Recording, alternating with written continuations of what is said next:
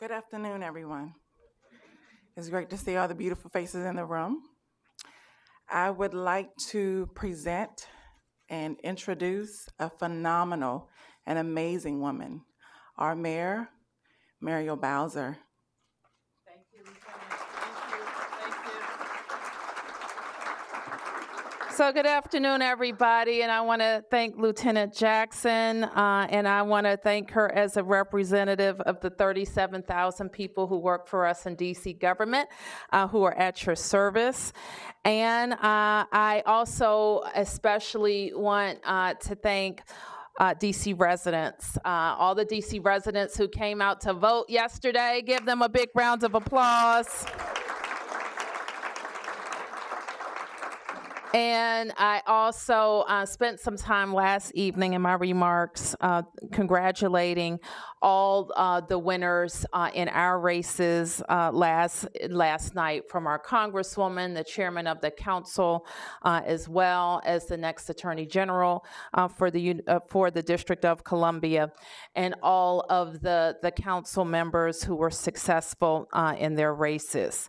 We've all, I know that I did, went through an interview process with DC residents, mine for nearly 8 months this time, and I learned a great deal. I heard their challenges, their concerns, their best wishes, their big ideas. We were grateful to advance from the primary, and even more grateful that I have the opportunity to serve for a third term as mayor of the most dynamic city in the world.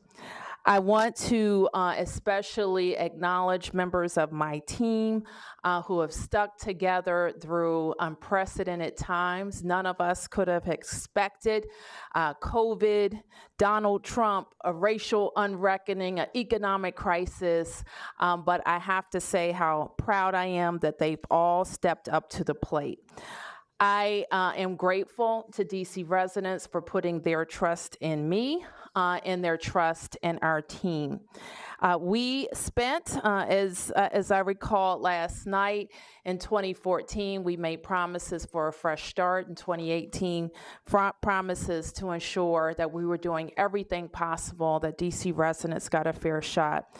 And now this time, we are charged with leading the city's comeback. We are highly energized and focused, and we're also very focused on how to make DC a city that we can all be proud of, a city where we expand our democracy, no matter what happens in the Congress, where we're focused on ending gun violence that is destroying families and upending communities. But we're also focused on reimagining our downtown in our corridors, investing in our middle class, and getting young people back on track, and continuing to plan to make us the most resilient city that we can. So we've learned a lot in doing this work together, and we are going to continue to focus on the big ideas that get us there. And that is really the focus of what this next period is, and that's the transition to our third term. We're going to be asking our team, we're going to be asking DC residents, we're going to be asking our stakeholders to make sure that as we ask ourselves the big questions that I just laid out, that we're also exploring the big ideas.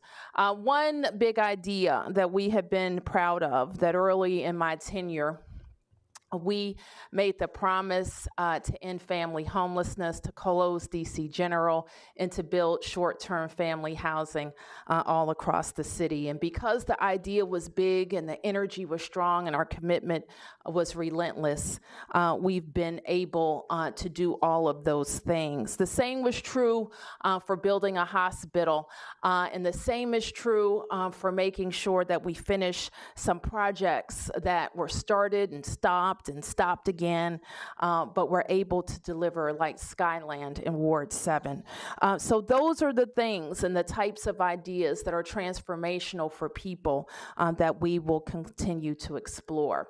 So today I want to announce to everybody where they can go to follow our transition, and that's going to be at Together.dc.gov. And we're asking for anybody that has a big idea to submit that big idea. Later in the month, we'll all get together for a summit where we will discuss in person and through various means how you can submit those ideas and work with the leaders who will help us get there. So that's together.dc.gov. And a very big part of what we will be talking about during our transition as well is joining us. There are incredible opportunities in DC government, and now is the time to ask yourself if you want to be a part of our team. We have some really incredible stories of people who have started their careers in DC government or who have spent formative time in DC government. I talked about our big ideas around homelessness. Laura Zeilinger came to DC government working in the city administrator's office back in 2007, and she has been a steadfast leader of DHS since the start of our administration. Tommy Wells even started in DC government, working to make sure the lives of children were better. LaQuandra Nesbitt did two terms around DC government, and we're proud of their service to the city as well. So we will be airing short videos on social media and even on the airwaves to let people in DC and elsewhere know that we want people who like to work a lot. Now, we do like to work a lot here. We do have big ideas, but we're also a government that works with 13 members of the council that can turn a big idea, put it into writing, get it in a budget, get it funded, and get it implemented in one budget cycle. That is what is so exciting about working for DC government. So I have a couple of announcements that I also want to make in addition to together.dc.gov. I will impanel a transition team to help us with this work, focused on people, focused on our big ideas, focused on our organization, and how we on January 2nd will hit the ground running again for our third term. I have tapped two incredible leaders who know DC government inside and out to help me lead this effort. First is Tommy Wells, who is the director of the District Department of the Environment, Energy and the Environment. Tommy has told me that he wants to seek other opportunities, and before I let him go completely, we want him to help lead the transition team. LaQuandra Nesbitt, as I have mentioned, will co-chair with Tommy, and LaQuandra has most recently served as the director of DC Health. So I'm looking forward to them working with our policy team, and our policy team is going to be led by the Assistant City Administrator, Lindsay Parker. And so I want to thank Lindsay for her work. There are going to be several members of our agencies who support the work of the transition team and help us, again, focus on people and big ideas, our organization, and how to hit the ground running on December 2nd. I will also ask members of the community to serve on the transition team. And before you ask me, I haven't completed my calls to them. And so as soon as we do, I will be issuing an announcement about those serving on the transition team. So I also have another very special announcement to make. And I'm always pleased when members of my team who have served with distinction, who have big ideas and energy, have an opportunity to expand their portfolios and their reach into the community. And this woman is one of them, LaToya Foster.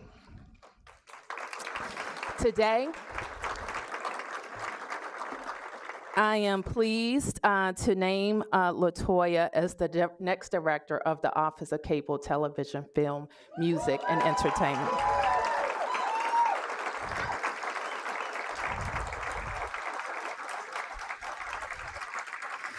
Many here will know LaToya when she was on the other side of the camera. And others of us know LaToya from working in DC government. And she, of course, started with me as a press secretary and has been serving as the communications director for the last several years. LaToya will bring to the office incredible energy, a wonderful knowledge of the District of Columbia and its all 8 wards. And she takes with her my complete confidence. So please, once again, acknowledge LaToya Foster.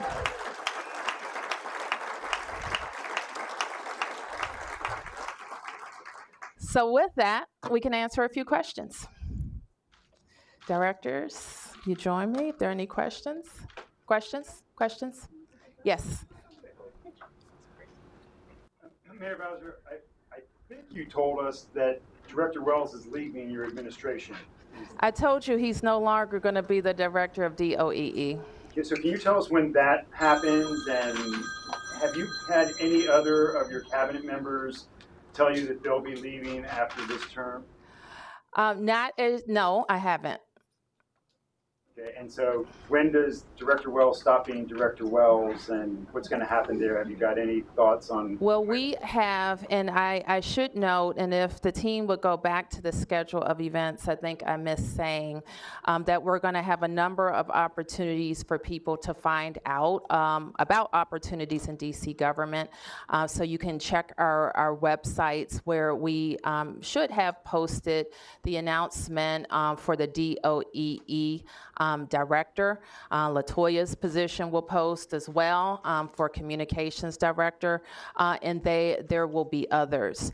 I should also mention that part of the work of our transition team will be to sit down with every member of the cabinet in a transition interview process where our cabinet members will be talking about their big ideas, the challenges in their agencies, and how we're going to tackle them in the next 4 years.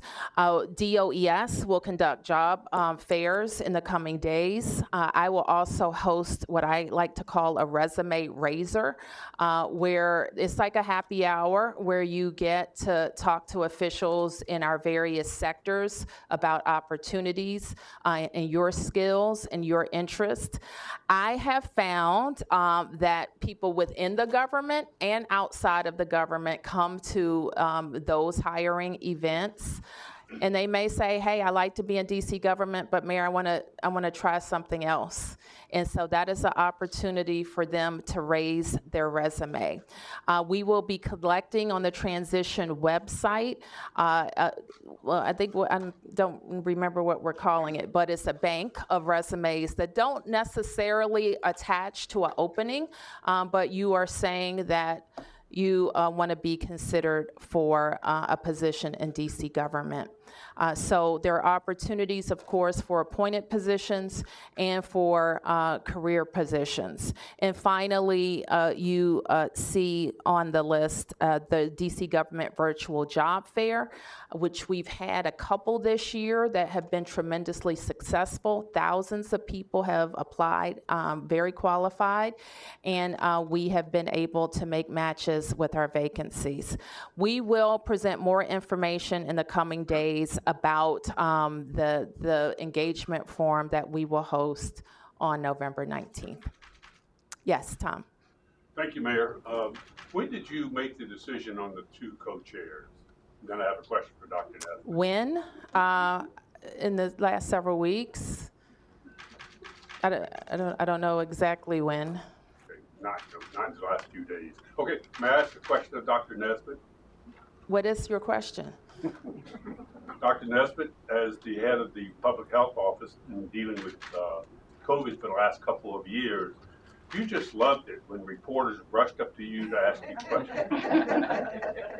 I'm just wondering why you decided to take this job, which reporters will once again be rushing up to you to ask you questions. If you would speak to the mic.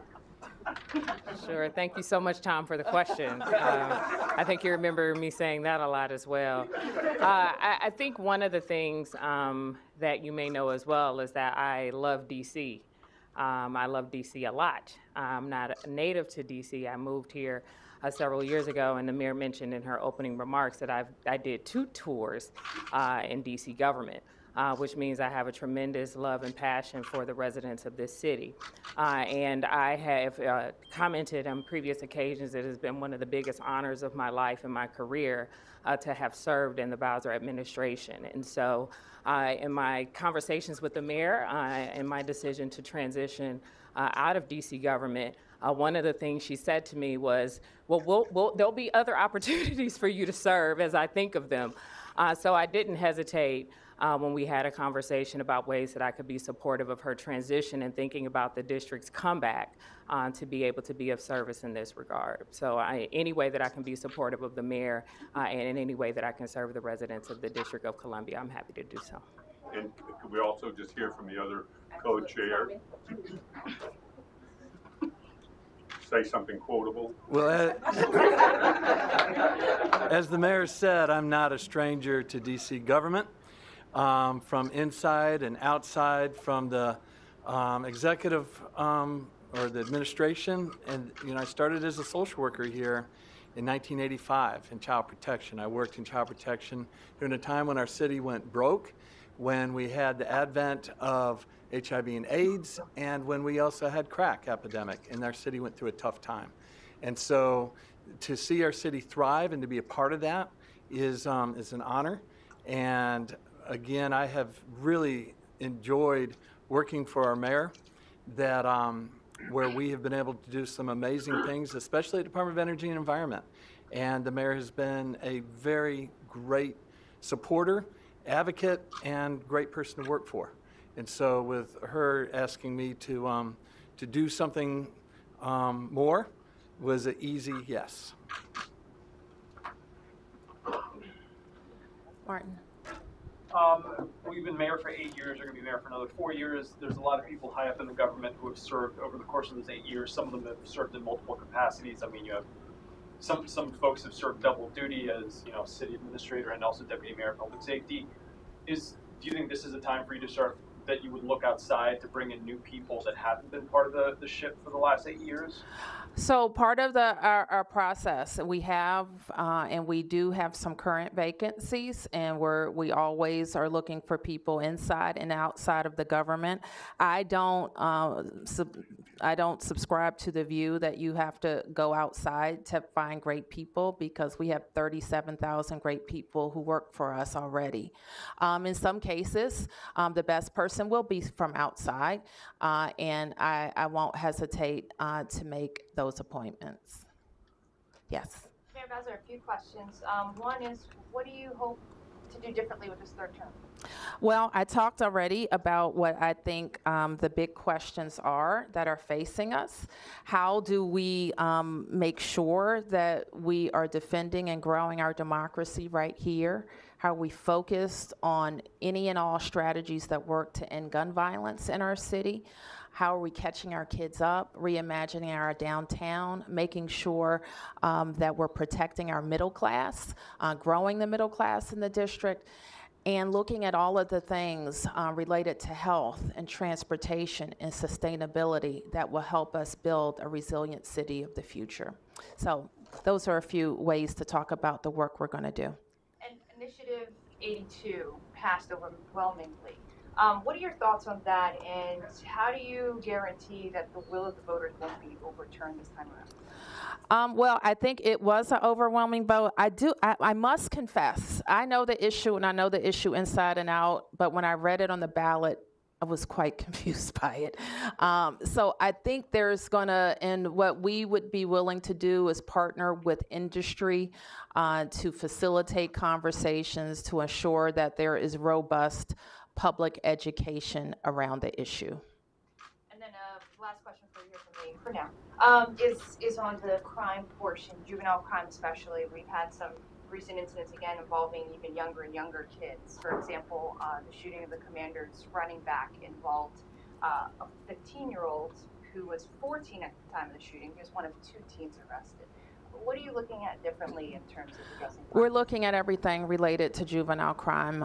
In fact, yesterday we had a meeting. The city administrator convened a meeting on Election Day that was a robust discussion from all of our agencies that touch kids about what changes we need right now or what changes we need in the coming days and months. And so we're going to continue those robust conversations. And again, anything and everything that can work, we're gonna implement. Yes, Sam. Yes, Mayor. Still on juvenile crime. First, congratulations. Thank you. On your victory. Congratulations to Toya. She's the best communications director ever. Thank you. But anyway, looking at this issue of kids, I just got a call. There's some shooting involving kids over at Idea Public Charter School. There's a vigil tonight for a 15-year-old who was shot in 7th and N. And then I heard that the rec center at 7th and O, the Kennedy Rec Center, has been closed down since before COVID. How does that happen when you have a situation like this and the city is letting rec centers lie fallow? I wouldn't reduce the very complicated situation of violent crime among juveniles to the status of Kennedy Rec Center. I think we would be missing a lot of issues.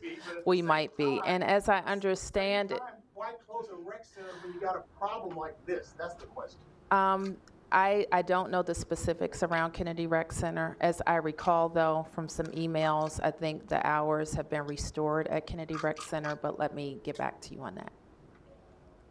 Yes, Michael. Mayor Bowser, I wanted to ask you about your take on national politics. How do you feel like last night's congressional election shapes the chances of D.C. making progress on independence issues like parole or the National Guard? Well, I think we all woke up this morning, the Democrats did, very pleased that the red wave or the wipeout or however you want to call it so far hasn't happened. I think we don't know still what's going to happen in the House or the Senate for that matter. But our approach to governing doesn't change. We have worked with, I have now worked with 3 different presidents in various iterations of control in the Congress. So we are very straightforward in letting and educating members of the Congress about who we are, who we're not. We pay our own way, we take care of ourselves, and we just need them to stay out of our business. We will continue to push. There's still time for our friends in Congress to advance DC priorities right now. Well, they have control over all 3. We know there's judges at stake, there's federal lands at stake, and of course, a vote on statehood could still happen. So we will continue that push during this period, and should things change, we will approach working with the Congress the way we always have. Delia. 2 questions, Mayor. Initiative 82 and on youth violence, I'll start with that first. I spoke to a coordinator of some of your violence interrupters who said 90% of the young people that they're dealing with suffering from homelessness, substance abuse, and mental health issues. Not certain, though, and not convinced that the city has a plan to actually address those issues and get to the root problem. Well, I don't know who gave you those statistics, so I'm not going to comment on them. Have you communicated your plan to the people who are on the ground working to stop the violence on the streets, and what new initiatives or new tactics do you have moving into the next 4 years? Well, I think I just answered that question, we are very focused on, I don't know what coordinator of a violence interruption you're talking to or talking about. What I'm very focused on them. and their part in making sure that they're preventing violence. We're spending millions upon millions of dollars. And one thing that we know is lacking in our approach is coordination among all of the offices. I think, you know, there's been a lot of concern around this kind of bifurcated approach of what the mayor is doing, what the attorney general is doing, and we've got to fix that so that we're not losing the power of our investments in discoordinated efforts. So we will have more to say about that. We're working as we have seen the number of youth involved in shootings and the number of youth who have been victims of shootings. I think Stephanie already mentioned it. If I see a teenager who has been shot, it's more than likely it's a teenager who did it. And so we have to really focus on those young people that we know have been involved in violent crime or victims of violent crime. Second question about Initiative 82. Yep. You know, a lot of business owners, a lot of restaurant owners actually were opposed to Initiative 82. You talked about wanting to rebuild, reimagine downtown DC. Do you anticipate that being a challenge? And what's your pitch to business owners to retain or even recruit more restaurants to come to DC? Well, we are happy that restaurants are opening in DC every day. Just a couple of days ago, I don't remember, maybe it was Monday. We were in Ward 8 talking about the Food Access Fund that we have funded, where 2 new restaurants are opening in Ward 8, Kitchen Savages and DC Smokehouse. DC City Smokehouse. And so we know that restaurateurs are opening not just in Ward 2 downtown, but they're opening in Ward 7 and 8 in numbers that we haven't seen before. So as I mentioned earlier, I think there's a lot of public education to be done around Initiative 82. In my discussions with people, if you ask you have 5 restaurants, they had 5 different ways that they were going to approach it. If you ask 5 DC residents what it means, they're not exactly sure of what it means for when they walk into a restaurant. So I think that we have to listen to industry, figure out how they are approaching it, and I don't think it's one single way that they are approaching it, and offer our convening, power to help with public education. Let me get someone who hasn't asked you, Nate. Mayor, just a technical question first. The transition team co-chairs, are they volunteer roles or are they compensated? They're volunteer roles. And also, in terms of any new staff announcement or exits, do you plan any in the next few days, or what should we look out for in terms of timeline for staffing?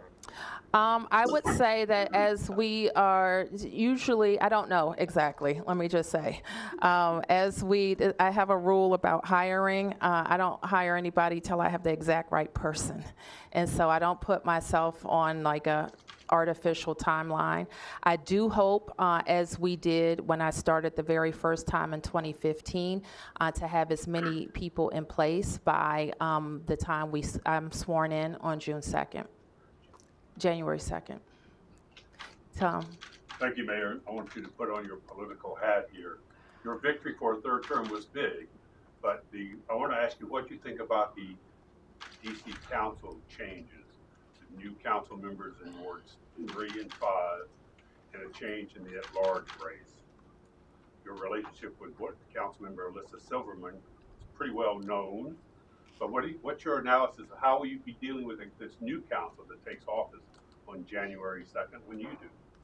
Well, we want all the council members to be engaged with our discussions right now. I have been reaching out to them, the nominees, from the time that they won nomination in June, and now that they are in a transition as well, likely even more.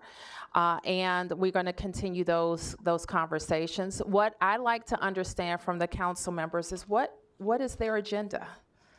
What do you want to get accomplished as a member of the council? What is your focus? I don't know what their committee areas will be, but oftentimes, and I think that, you know, Mary Che has been an example of this. For example, like she had issue areas outside of her committee jurisdiction. She had an agenda. Tommy, when we served together on the council, I knew what his agenda was. Even as a colleague, I knew how to work with him because I knew what was important to him. So what I want to know from all of the members of the council is, what is your agenda and how can we be supportive of it? Likewise, I want them to know what my agenda is, and all of the ways and all of the synergies that there are between the things that we were sitting down here to work on. The Board of Elections today has said there are 19,000 votes still to be counted. 13,000 of them would like to be counted by the end of the day, 6,000 by tomorrow morning. Doesn't look like it's going to change anything. Would you specifically address the at-large race where Kenyon McDuffie has successfully moved from the Ward 5 seat to the at-large seat? Well, I said last night that I'm really happy for Kenyon. I think his decision to run was a courageous one. I thought he ran an honorable campaign. And I think he focused on the issues that are important. And I've got to say, I haven't really dug into the numbers, so I don't want to talk specifically about the numbers. But from what I've seen, what I have seen, he has he has a nice path to victory. You saw that path. He had a nice. If you're a citywide elected official, you want to have a path like that to victory. Because what I saw in it is that he did not exclude any ward in his outreach, and he won precincts, I think, in every ward of the city. And he had some really, really big numbers in some wards of the city. And when you're able to cut into an opponent's base as significantly as he did, and you're going to win. In wards 3 and 6. You haven't mentioned the council member who apparently has lost, Alyssa Silverman. Have any comments on the fact that she lost? Well, I'd rather talk about the future, because that's what we're here to talk about. She served on the council since 2015, I think, or before. She's been on there quite a while. No thoughts on her at all? Any family leave or anything? I think that the voters spoke loud and clear about the direction they want for the independent at-large council seat. And I think for all of us, we can question the voters, you know, all day and all night, but they spoke. And they usually know what they're doing. Can I run down some issues and whether Alyssa Silverman's loss affects the calculus of it? So, like football stadium, Kenyon McDuffie probably, I'm not sure, but I'm assuming he's more supportive of a hypothetical football stadium. Does that change the calculus at all for you and getting a deal emerging from the council maybe? As you know, I approach every issue with the council fresh, and so we believe strongly that a lot of the issues that have been raised are slowly but surely being addressed. So I don't know exactly how to answer that question, other than to say we would take to the council what we thought was best for the district. Are you more optimistic for a football stadium to be built then? Not based on this race, based on some other news. The team being sold, potentially. I mean, I think, yes. Can I ask about economic development too? Any changes you predict with, Kenyon McDuffie, who is a sort of a leader on the economic development front? As Phil likes to tell me, I'm no longer on the council, so I don't get to comment on committees. But I think, aside from committee, leadership, just like economic development issues in general, do you have any thoughts on him staying on the council? Tax increases and stuff. I think that he has demonstrated a balanced approach to dealing with how we get development. And let's be clear about what it means to get development. That means more housing, more grocery stores, more jobs, more tax revenue, more opportunities, more investment in DC public schools, more investment in human services, better transportation infrastructure. So it's all in there together. And I do think it's important to have balance on the council when you are considering how you're bringing your city back, which is going to take and require the need to attract more employers and more jobs. So I think that the council member McDuffie has demonstrated a willingness to be balanced and to listen and not to villainize people who create jobs in our community. Yes, sir. How are you bracing for what looks like a Republican-controlled House, at least, that might want to come in and sort of just question some of your policies and score some points with their criticism of the direction you've taken the city over the years that they might not agree with? It doesn't matter what they think. It matters what DC residents think. And we will do with them what we've always done, is tell them who we are. We take care of ourselves, we create our own laws, and we need them to stay out of our business. And until we get statehood, we will continue to be very forthright in those discussions. Do you anticipate more fireworks, I guess, on the Hill from people trying to score points against you or some of your appointees? Or? I don't really know what to anticipate. First of all, they haven't won yet, and so the votes are still being counted. And if you had asked me the same question yesterday, I'd have been like, oh gosh, yes, it's going to be terrible. But now, like, even if they do get the majority, it will be a soft one. It'll be a soft one. And our voters, what I asked DC residents leading up to this election was to stick with us and to vote. Because if they do try to haul me up there and score points, they don't usually. But if they do it mostly on Twitter or whatever. If they do, we know that DC residents will be prepared to have my back. All right, I'll take a few more. Yes. Congratulations, Madam Thank you. Mayor. While I respect Dr. Nesbitt and certainly Director Wells, I have to say that if you're talking about a new start, you're starting with old people. People who've been around. So how do you persuade people that in fact you are trying to have a fresh start and that your agenda isn't going to be the same old thing that we've been seeing for the last 4 or 8 years? Well, Janetta, fair question, but I didn't say that we're going to have a fresh start. Nope. I said that in 2015.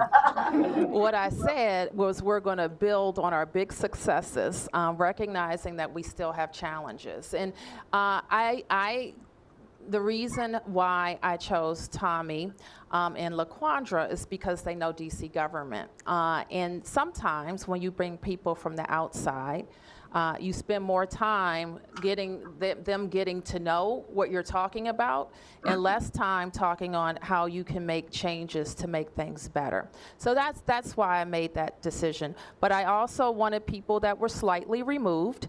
And I think that's important. They have other outstanding qualities as well. But I did want people who knew the government. Transition periods, I have somebody will tell me how many days this one is. My first one was, I think, 54 days. So you're doing a lot of things, including community outreach that is robust, making recommendations to the mayor, going in 54 days.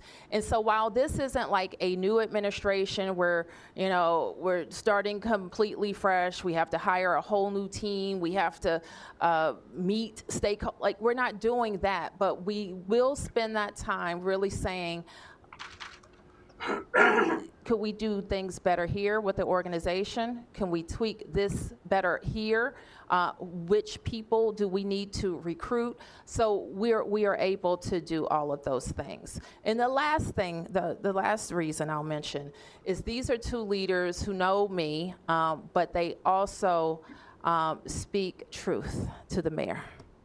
And that's very important. Can I follow with one thing? Yes. Last thing. You also said that your agenda is gun violence and downtown as two of your priorities, not all of them, but two of them. I'm wondering how you see Dr. Nesbitt and Director Wells within the context of advancing that agenda. Well, I think that they will help us. Dr. Nesbitt, for example, led one of our earlier committees on Safer, Stronger DC. And a lot of the work that we do around gun violence is rooted in public health. So I actually think she's going to add a lot. As you know, we continue to recruit for a director of the Office of Neighborhood Safety and Engagement. So I'm hoping that all of the members of the chairs and members that I recruit to serve on the team will be able to tap their networks, people that they know, so that we're looking all over this DC or the country to hire the best person. And you asked me about bringing back the economy, the downtown, and our corridors.